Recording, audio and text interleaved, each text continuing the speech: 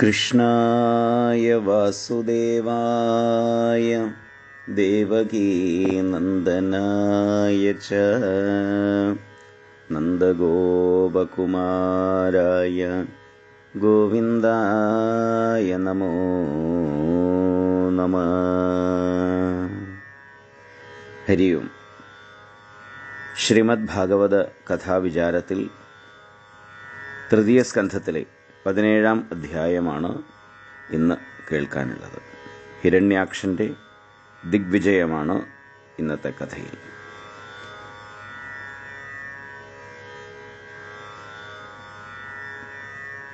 ബ്രഹ്മദേവൻ പറഞ്ഞത് കേട്ട് സംശയമൊക്കെ തീർന്ന ദേവന്മാരെല്ലാവരും സ്വർഗത്തിലേക്ക് മടങ്ങിപ്പോയി.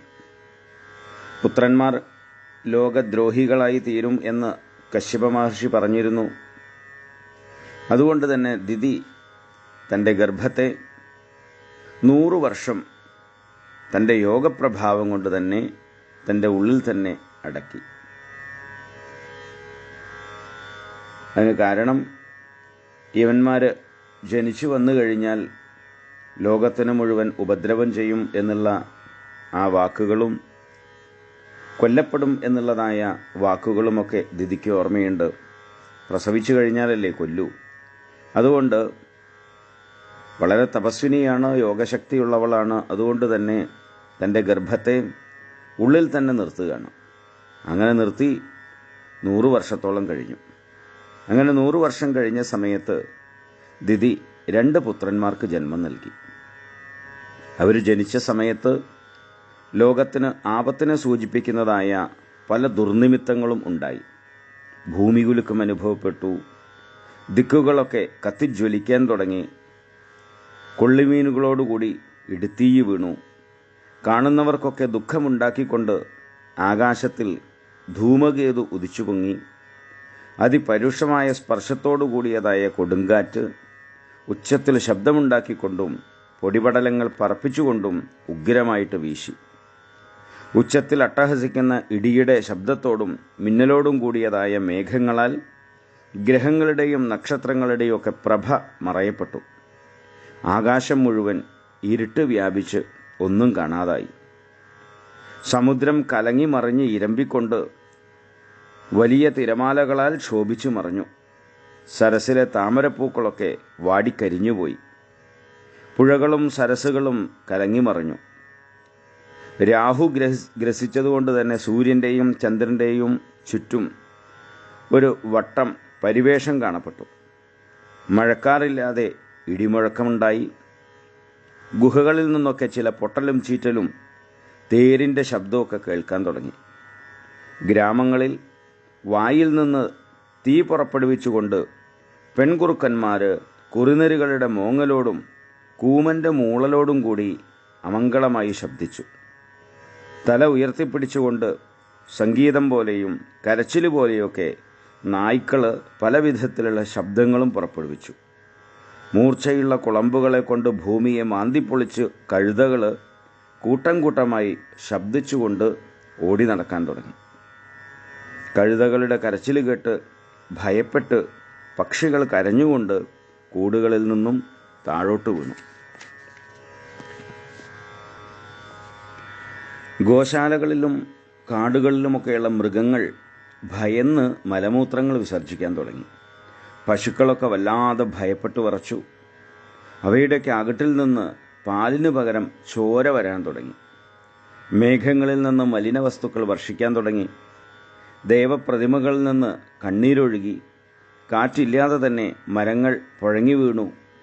പുണ്യഗ്രഹങ്ങളെയും നക്ഷത്രങ്ങളെയും ജ്വലിക്കുന്ന പാപഗ്രഹങ്ങൾ കയറി ആക്രമിച്ചു.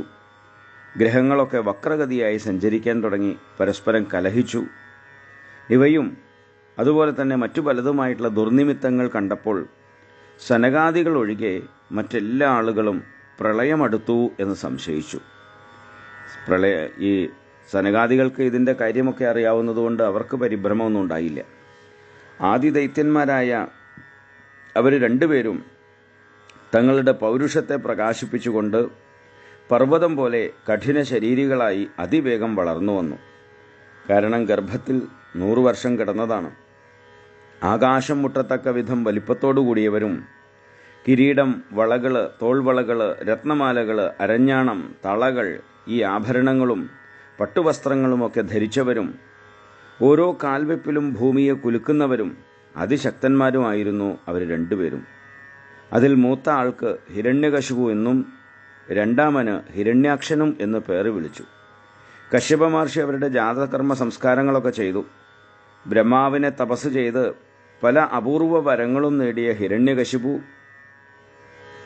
3 ലോകങ്ങളെയും ജയിച്ച് തൻ്റെ അധീനത്തിലാക്കി തീർത്തു. ഹിരണ്യാക്ഷനെന്നും ജ്യേഷ്ഠൻ അനുകൂലിയും, ഹിരണ്യാക്ഷനായിട്ടുള്ള അദ്ദേഹം എന്നും ജ്യേഷ്ഠന് അനുകൂലിയും അദ്ദേഹത്തിൻ്റെ ഇഷ്ടത്തിനനുസരിച്ച് പ്രവർത്തിക്കുന്നവനും ആയിരുന്നു. ഗദാധാരിയായിട്ടുള്ള ഹിരണ്യാക്ഷൻ തനിക്ക് യുദ്ധത്തിന് തക്ക ആളെ അന്വേഷിച്ചുകൊണ്ട് സ്വർഗത്തിലേക്ക് ചെന്നു. അതിശക്തനായ ഹിരണ്യാക്ഷനെ കണ്ട് ഭയപ്പെട്ട ദേവന്മാരൊക്കെ സ്വർഗമുപേക്ഷിച്ച് ഓടി ഒളിച്ചു. തൻ്റെ തേജസ് കണ്ട് ഭയപ്പെട്ട് ദേവന്മാർ ഓടി ഒളിച്ചതായി അറിഞ്ഞ ഹിരണ്യാക്ഷൻ അവർ ഭീരുക്കളാണ് എന്ന് മനസ്സിലാക്കി അവിടെ ഉറക്ക അട്ടഹസിച്ചു. ദേവലോകത്തു നിന്ന് മടങ്ങിപ്പോന്ന ഹിരണ്യാക്ഷൻ ആർത്തിരമ്പുന്ന സമുദ്രത്തിലേക്ക് മദയാനയെപ്പോലെ പ്രവേശിച്ചു. ഹിരണ്യാക്ഷൻ സമുദ്രത്തിലേക്ക് ഇറങ്ങിയപ്പോൾ വരുണന്റെ സൈന്യങ്ങളായ ജലജീവികളൊക്കെ ഭയപ്പെട്ട് 4 ഭാഗത്തേക്കും പാഞ്ഞുപോയി. മഹാബലശാലിയായ അസുരൻ സമുദ്രജലത്തിൽ കുറേ വർഷങ്ങളോളം തന്നെ സഞ്ചരിച്ചു. തൻ്റെ ശ്വാസോച്ഛ്വാസം കൊണ്ട് സമുദ്രത്തിലുണ്ടാകുന്നതായ തിരമാലകളെ ഗദ കൊണ്ട് അടിച്ച് തകർത്ത് വിനോദിച്ച് നടന്നു. പിന്നീട് വരുണലോകത്ത് എത്തിച്ചേർന്നു. ജലത്തിൻ്റെയും ജലജീവികളുടെയും ഒക്കെ അധിപതിയായ വരുണനെ സമീപിച്ചുകൊണ്ട് ഹിരണ്യാക്ഷൻ അദ്ദേഹത്തിൻ്റെ കാൽക്കൽ നമസ്കരിച്ച് തൊഴുതുകൊണ്ട് ഉണർത്തിച്ചു. ഈ കപടമായ നമസ്കാരവും തൊഴലുമൊക്കെയാണത്, കളിയാക്കിക്കൊണ്ടാണ്. മഹാരാജാവേ, അങ്ങ് എനിക്ക് യുദ്ധമാകുന്ന ആതിഥ്യത്തെ നൽകിയാലും അങ്ങ് അനുഗ്രഹിക്കണം. അങ്ങ് ലോകപാലന്മാരിൽ പ്രധാനിയാണ്, വലിയ കീർത്തിമാനാണ്, പരാക്രമശാലികളുടെ ഗർവിനെ നശിപ്പിക്കുന്നവനാണ്. ദൈത്യന്മാരെയും ദാനവന്മാരെയും ജയിച്ച് അങ്ങ് പണ്ടൊരു രാജസൂയയാഗം ചെയ്തിട്ടുള്ള ആളാണല്ലോ. വർദ്ധിച്ച ഗർവോടെ അസുരൻ ഇങ്ങനെ കളിയാക്കി പറഞ്ഞപ്പോൾ വരുണന് വല്ലാതെ കോപം വന്നു. അതിനെ വിവേകം കൊണ്ട് അടക്കി ഹിരണ്യാക്ഷനോട് പറഞ്ഞു, കുഞ്ഞേ, ഞാനിപ്പോൾ ശാന്തനായിട്ടിരിക്കുകയാണ്. യുദ്ധത്തിലൊന്നും തീരെ താല്പര്യമില്ലാത്തവനായി തീർന്നിരിക്കുന്നു. അസുരശ്രേഷ്ഠ, യുദ്ധത്തിൽ അങ്ങയെ വിധി പോലെ ആരാധിക്കാൻ ഞാൻ പുരാണപുരുഷനായ വിഷ്ണു ഭഗവാനെ മാത്രമേ കാണുന്നുള്ളൂ. എന്ന് പറഞ്ഞു കഴിഞ്ഞാൽ അങ്ങയോട് യുദ്ധം ചെയ്യാൻ പറ്റിയ ആൾ വിഷ്ണു ഭഗവാൻ മാത്രമാണ് എന്ന് പറയുന്നു ഈ വരുണൻ. ഞാനതിന് സമർത്ഥനല്ല, അങ്ങയോട് യുദ്ധം ചെയ്യാനുള്ള സാമർഥ്യം എനിക്കില്ല എന്ന് പറയുന്നു. അങ്ങയെപ്പോലെയുള്ള ധീരന്മാർ അദ്ദേഹത്തെയാണല്ലോ പരാക്രമശാലിയായിട്ട് വാഴ്ത്തി പറയുന്നത്. വീരപുരുഷനായ വിഷ്ണുവിനെ നേരിട്ട് കഴിഞ്ഞാൽ അഹങ്കാരം നശിച്ച് അങ്ങയ്ക്ക് വീരശയ്യയിൽ നായ്ക്കളാൽ ചുറ്റപ്പെട്ടുകൊണ്ട് താമസിയാതെ മരിച്ചു വീഴാൻ സാധിക്കും. അങ്ങയെപ്പോലുള്ള ദുർജനങ്ങളെ സംഹരിക്കാനായി ഭഗവാൻ സ്വന്തം ഇച്ഛയനുസരിച്ച് പല അവതാരങ്ങളും സ്വീകരിക്കാറുണ്ട് എന്ന് പറഞ്ഞ് ഹിരണ്യാക്ഷനെ മനസ്സിലാക്കിച്ചിട്ട് അല്ലെങ്കിൽ ഹിരണ്യാക്ഷനോട് പറഞ്ഞു വരുന്ന ഭാഗത്താണ് ഈ 17-ാം അധ്യായം സമാപിക്കുന്നത്. 18-ാം അധ്യായത്തിൽ വരാഹമൂർത്തിയുമായിട്ട് ഹിരണ്യാക്ഷൻ യുദ്ധം ചെയ്യുന്ന ഭാഗമാണ് വരുന്നത്. വരുണൻ തന്നോട് യുദ്ധത്തിന് വന്നില്ലെങ്കിലും തനിക്ക് തക്ക പ്രതിയോഗിയാണ് വിഷ്ണു എന്ന് വരുണൻ പറഞ്ഞത് കേട്ട് ഹിരണ്യാക്ഷന് സന്തോഷമായി. കാരണം യുദ്ധത്തിനൊരാളുണ്ടല്ലോ. അങ്ങനെ സന്തോഷിച്ചവനും അഹങ്കാരിയുമായിട്ടുള്ള ഹിരണ്യാക്ഷൻ ഭഗവാനോട് യുദ്ധം ചെയ്താൽ താൻ മരിക്കും എന്ന വാക്യത്തെ അവഗണിച്ചുകൊണ്ട് അതിവേഗത്തിൽ രസാതല ലോകത്തിലേക്ക് പ്രവേശിച്ചു. നാരദ മഹർഷിയാണ് വിഷ്ണു ഭഗവാൻ രസാതല ലോകത്തിലുണ്ട് എന്ന് ഹിരണ്യാക്ഷന് പറഞ്ഞു കൊടുത്തത്. അവിടെ തൻ്റെ ദംഷ്ട്ര കൊണ്ട് ഭൂമിയെ ഉയർത്തിക്കൊണ്ടുവരുന്നവനും ചുവപ്പ് വർണ്ണം കലർന്നതായ കണ്ണുകളിലെ നോട്ടം കൊണ്ട് തൻ്റെ തേജസ്സിനെ നിഷ്പ്രഭമാക്കി തീർക്കുന്നവനുമായ ആ വിഷ്ണു ഭഗവാനെ ശ്രീഹരിയെ ഹിരണ്യാക്ഷൻ കണ്ടു. അയ്യോ കഷ്ടം, ഇതൊരു കാട്ടുമൃഗമാണല്ലോ എന്ന് പറഞ്ഞ് പരിഹസിക്കുകയും ചെയ്തു ഹിരണ്യാക്ഷൻ. പിന്നീട് ഹിരണ്യാക്ഷൻ വരാഹമൂർത്തിയോട് പറഞ്ഞു, മൂഢ, നീ ഇങ്ങോട്ട് വാ. ബ്രഹ്മാവ് അസുരന്മാരായ ഞങ്ങൾക്ക് തന്നതാണ് ഈ ഭൂമി. അതിനെ എനിക്ക് വിട്ടുതരൂ, അതാണ് നിനക്ക് നല്ലത്. ദേവന്മാരിൽ വെച്ച് നീചനും പാന്നിയുടെ സ്വരൂപം സ്വീകരിച്ചുവനായ നീ ഞാൻ നോക്കിക്കൊണ്ടു നിൽക്കെ തന്നെ ഈ ഭൂമിയും കൊണ്ട് സുരക്ഷിതനായി ഇവിടെ നിന്ന് പോവില്ല. ഞങ്ങളുടെ ശത്രുക്കളായ ദേവന്മാർ ഞങ്ങളെ നശിപ്പിക്കാൻ വേണ്ടി നിന്നെ നിയോഗിച്ചിരിക്കുകയാണല്ലേ. കപടയുദ്ധത്തിൽ അസുരന്മാരായി ഞങ്ങളെ തോൽപ്പിക്കുന്നവനും കൊല്ലുന്നവനുമല്ലേ നീ? ബുദ്ധിയില്ലാത്തവനെ, നിന്റെ ബലമെന്നുള്ളത് മായാബലമല്ലേ? പൗരുഷമില്ലാത്തവനായ നിന്നെക്കൊണ്ട് ഇന്ന് ഞാൻ എൻ്റെ ബന്ധുക്കളുടെ കണ്ണീര് തുടയ്ക്കുന്നുണ്ട്. ഞാൻ പ്രയോഗിക്കുന്ന ഗദ കൊണ്ട് തല പൊട്ടിത്തകർന്ന് നീ മരിച്ചു വീണാൽ നിന്നെ ആശ്രയിക്കുന്ന ദേവന്മാരും ഋഷികളുമൊക്കെ വേരറ്റ വൃക്ഷം പോലെ തനിയെ നശിക്കും. ഇങ്ങനെ ഹിരണ്യാക്ഷൻ വരാഹഭഗവാനെ അധിക്ഷേപിച്ചുകൊണ്ട് തൻ്റെ തേറ്റമേലിരിക്കുന്നതായ ഭൂമിദേവി ഹിരണ്യാക്ഷനെ കണ്ട് വല്ലാതെ ഭയപ്പെടുന്നുണ്ട്. ഇത് മനസ്സിലാക്കിയതായ ഭഗവാൻ ആ ഹിരണ്യാക്ഷൻ്റെ ശകാരത്തെ അവഗണിച്ച് മേലോട്ട് പൊങ്ങി വന്നു. വെള്ളത്തിൽ നിന്ന് മേലോട്ട് ഉയർന്നു വരുന്നതായ ഭഗവാന്റെ പിന്നാലെ ഹിരണ്യാക്ഷൻ പാഞ്ഞു വരുന്നുണ്ട്. ലജ്ജയില്ലാത്തവന്മാർക്ക് എന്തു കേട്ടാലും യാതൊരു കുലുക്കവും ഉണ്ടാവില്ലല്ലോ എന്ന് പറഞ്ഞ് വീണ്ടും ശകാരിക്കുന്നു. അവൻ്റെ ശകാരവാക്കുകളെ അവഗണിച്ചുകൊണ്ട് ഭഗവാൻ മേലോട്ട് ഉയർന്നു വരുന്നുണ്ട്. വെള്ളത്തിൽ നിന്ന് ഉയർന്നു വരുന്ന ഭഗവാന്റെ പിന്നാലെ ആനയുടെ പിന്നാലെ മുതല എന്നതുപോലെ ഹിരണ്യാക്ഷനും ഓടി വരുന്നു. ഭഗവാൻ ഭൂമിയെ ജലത്തിനു മുകളിൽ ഉറപ്പിച്ചു നിർത്തി. വെള്ളത്തിൽ വീണ്ടും താഴ്ന്നു പോകാതിരിക്കാൻ വേണ്ടി അതിൽ തൻ്റെ ശക്തിയെ പ്രവേശിപ്പിക്കുകയും ചെയ്തു. അത് കണ്ട് പ്രജാപതികളും ദേവന്മാരും ഹിരണ്യാക്ഷൻ നോക്കി നിൽക്കെ തന്നെ ഭഗവാന്റെ ശിരസിൽ പുഷ്പവൃഷ്ടി ചെയ്യുന്നു. തൻ്റെ പിന്നാലെ വിടാതെ കൂടിയിരിക്കുന്നവനും സ്വർണ്ണ ആഭരണങ്ങളും കവചവും അണിഞ്ഞവനുമായിട്ടുള്ള ഹിരണ്യാക്ഷനോട് പൊട്ടിച്ചിരിച്ചുകൊണ്ട് പിന്നീട് ഭഗവാൻ പറഞ്ഞു, അല്ലയോ അസുരശ്രേഷ്ഠ, അങ്ങ് പറഞ്ഞത് സത്യം തന്നെയാണ്. ഞാൻ കാട്ടിൽ സഞ്ചരിക്കുന്ന മൃഗം തന്നെയാണ്. ഞാൻ കാട്ടിൽ സഞ്ചരിക്കുന്നതായിട്ടുള്ള മൃഗം തന്നെയാണ്. അങ്ങയെപ്പോലെയുള്ള നാട്ടു നായ്ക്കളെ തെരഞ്ഞുകൊണ്ടാണ് ഇവിടെ സഞ്ചരിക്കുന്നത് എന്ന് പറയുന്നു. 10ാം ശ്ലോകത്തിൽ അത് പറയുന്നു, സത്യം വയംഭോ വനഗോചരാമൃഗ യുഷ്മദ്വിധാൻ മൃഗയെ ഗ്രാമസിംഹാൻ ന മൃത്യുഭാഷയെ പ്രതിമുക്തസ്യ വീര വിഗദ്ധനം തവ ഗൃണ്ണന്ത്യഭദ്രാം. ഗ്രാമസിംഹം എന്ന് പറഞ്ഞു കഴിഞ്ഞാൽ നായ്ക്കളാണ്. നാട്ടിലെ സിംഹങ്ങളാണല്ലോ നായ്ക്കൾ.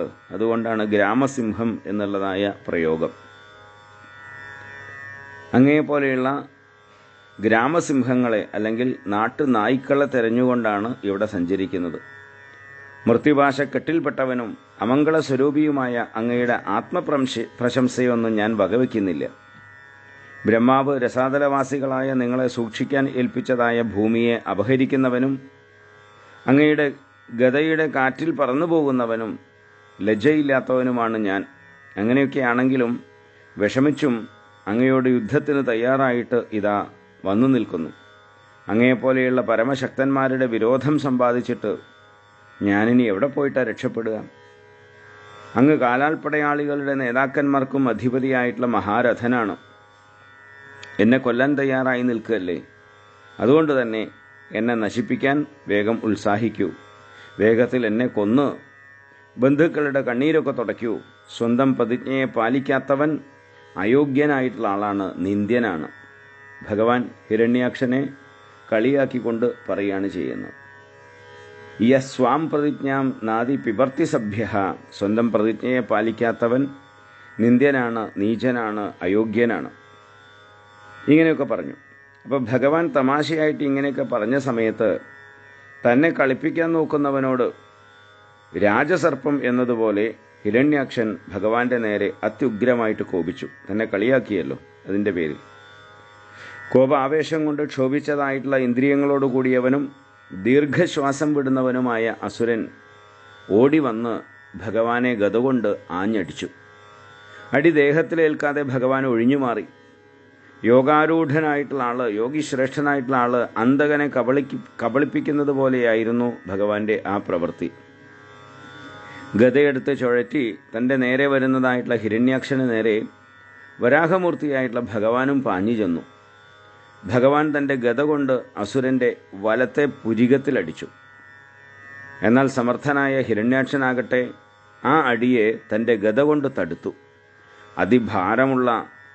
ഗത കൊണ്ട് പരസ്പരം അടിച്ചുകൊണ്ട് ഹിരണ്യാക്ഷനും വരാഹഭഗവാനും തമ്മിൽ ഉഗ്രമായിട്ടുള്ള പോരാട്ടം ആരംഭിച്ചു.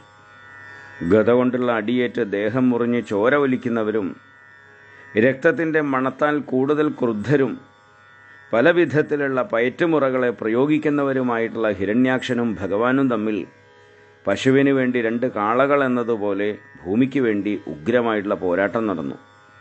അവർ തമ്മിൽ നടക്കുന്നതായിട്ടുള്ള യുദ്ധം കാണുന്നതിന് വേണ്ടി ബ്രഹ്മദേവൻ ഋഷികളോടൊപ്പം അന്തരീക്ഷത്തിൽ വന്നു ചേർന്നു. അത്യന്തം ശൗര്യവാനും ഭയരഹിതനും ഇങ്ങോട്ടടിക്കുന്നതിന് തക്ക വിധത്തിൽ പ്രതികാരം ചെയ്ത് എതിർത്തു നിൽക്കുന്നവനും പരാക്രമശാലിയുമായിട്ടുള്ള ഹിരണ്യാക്ഷനെ കണ്ട് ബ്രഹ്മദേവൻ ഭഗവാനോട് പറഞ്ഞു, ഭഗവാനെ, അങ്ങയെ ശരണം പ്രാപിച്ചവരായ ഋഷികളെയും ദേവന്മാരെയും ബ്രാഹ്മണരെയും പാവങ്ങളായ പശുക്കളെയും നിരപരാധികളായ മനുഷ്യരെയും വല്ലാതെ ദ്രോഹിക്കുന്നവനാണ് ഈ അസുരൻ. എന്നിൽ നിന്നും പലവിധ വരങ്ങളും വാങ്ങിയവനാണ്. അങ്ങേക്കൊഴികെ മറ്റാർക്കും ഇവനെ കൊല്ലാൻ കഴിയില്ല. യുദ്ധത്തിന് തക്ക പ്രതിയോഗിയെ അന്വേഷിച്ച് നടക്കുന്നവനാണിവൻ. മായാവിയും അഹങ്കാരിയും പരമദുഷ്ടനുമായിട്ടുള്ള ഇവനോട് പടം വിരിച്ചു ചീറ്റി നിൽക്കുന്നതായ മൂർഖം പാമ്പിനോട് ഒരു പിഞ്ചുകുട്ടി എന്നതുപോലെ കളിക്കരുത് എന്നൊരപേക്ഷയുണ്ട്. സന്ധ്യാസമയം അസുരന്മാർക്ക് അനുകൂലമാണ്. ആ സമയം വന്നാൽ ഇവൻ കൂടുതൽ ശക്തനാവും. അതിനു മുമ്പ് തന്നെ സ്വന്തം യോഗമായയെ അവലംബിച്ച് ഈ ദുഷ്ടനെ കൊല്ലാൻ ദയ കാണിക്കണം. ലോകവിനാശകരവും അതിഭയങ്കരവുമായിട്ടുള്ള ഈ സന്ധ്യാസമയം ഇതാ അടുത്തുകൊണ്ടിരിക്കുന്നു. അവിടുന്ന് ദേവന്മാർക്ക് ജയം നൽകി അനുഗ്രഹിച്ചാലും ഇത് അഭിജിത്ത് എന്നു പേരായിട്ടുള്ള ശോഭനമായ മുഹൂർത്തമാണ്. ഞങ്ങളുടെ ക്ഷേമത്തിനു വേണ്ടി മറ്റാർക്കും ജയിക്കാൻ കഴിയാത്തതായിട്ടുള്ള ഈ അസുരനെ സംഹരിച്ചാലും ഭഗവാനെ, ഭാഗ്യം കൊണ്ടാണ് ഇവൻ സ്വന്തം അന്തകനായിട്ടുള്ള അങ്ങയെ സ്വയം സമീപിച്ചത്. യുദ്ധത്തിൽ പരാക്രമം അവലംബിച്ച് ഇവനെ വധിച്ച് ലോകത്തിന് സൗഖ്യം തന്നരുളിയാലും എന്ന് പ്രാർത്ഥിച്ചുകൊണ്ട് ഈ അധ്യായം സമാപിക്കുന്നു. 19-ാം അധ്യായത്തിൽ ഹിരണ്യാക്ഷനെ വധിക്കുന്നതാണ്. ബ്രഹ്മദേവൻ പറഞ്ഞതിനെ ഭഗവാൻ പുഞ്ചിരിയോടുകൂടി അംഗീകരിച്ചു. തൻ്റെ മുൻപിൽ ഭയരഹിതനായിട്ട് സഞ്ചരിക്കുന്നതായിട്ടുള്ള ഹിരണ്യാക്ഷനെ ഭഗവാൻ ഗത കൊണ്ട് താടിയെല്ലിൽ അടിച്ചു. അസുരൻ തൻ്റെ ഗത കൊണ്ട് ഭഗവാന്റെ അടി തടുത്തു. അസുരൻ്റെ അടിയേറ്റ് ഭഗവാന്റെ ഗത ദൂരേക്ക് തെറിച്ചുപോയി. ആ സമയത്ത് തക്കം കിട്ടിയെങ്കിൽ കൂടിയിട്ട് ഹിരണ്യാക്ഷൻ ഭഗവാനെ അടിച്ചില്ല. ആ ഒരു യുദ്ധനീതിയാണല്ലോ. യുദ്ധത്തിൽ ആയുധമില്ലാത്തവനെ കൊല്ലാൻ പാടില്ല എന്ന ധർമ്മം ഹിരണ്യാക്ഷൻ പാലിച്ചു. എന്നിട്ട് ഭഗവാനെ ദുർവാക്കുകളെ കൊണ്ട് നിന്ദിച്ച് കോപം വളർത്തുക മാത്രമേ ചെയ്തിട്ടുള്ളൂ. ഭഗവാന്റെ ഗത തെറിച്ചു പോയ സമയത്ത് ദേവന്മാരൊക്കെ ഹാഹാകാരം മുഴക്കി ദുഃഖിച്ചു. അവർ ഭഗവാൻ ഹിരണ്യാക്ഷൻ്റെ ആ ധർമ്മത്തെ, അതായത് ആയുധം നഷ്ടപ്പെട്ടവരോട് യുദ്ധം ചെയ്യില്ല എന്നുള്ള നിശ്ചയത്തെ സന്തോഷപൂർവ്വം മാനിച്ചു. തൻ്റെ സുദർശന ചക്രത്തെ സ്മരിക്കുകയും ചെയ്തു. ചക്രം ഭഗവാന്റെ കയ്യിലെത്തിച്ചേർന്നു. ചക്രായുധധാരിയായിട്ടുള്ള ഭഗവാൻ ശാപം കൊണ്ട് അസുരനായി തീർന്ന തൻ്റെ പാർഷദനോട്, ജയവിജയന്മാരിൽ വിജയനാണ് ഹിരണ്യാക്ഷൻ, ആ യുദ്ധമാകുന്ന ലീല നടത്തുകയായിരുന്നു ചെയ്തുകൊണ്ടിരുന്നത്. ഇത് മനസ്സിലാക്കാൻ കഴിയാതിരുന്ന ദേവന്മാർ അങ്ങേക്ക് നന്മ നേരുന്നു, ഇവനെ വേഗം വധിച്ചാലും എന്നൊക്കെ ആശംസിച്ചു. ചെന്താമര കണ്ണനും തൻ്റെ മുൻപിൽ സുദർശന ചക്രം ധരിച്ച് നിൽക്കുന്നവനുമായ ഭഗവാനെ കണ്ട ഹിരണ്യാക്ഷൻ കോപപരവശനായിട്ട് ദീർഘശ്വാസം വിട്ടു.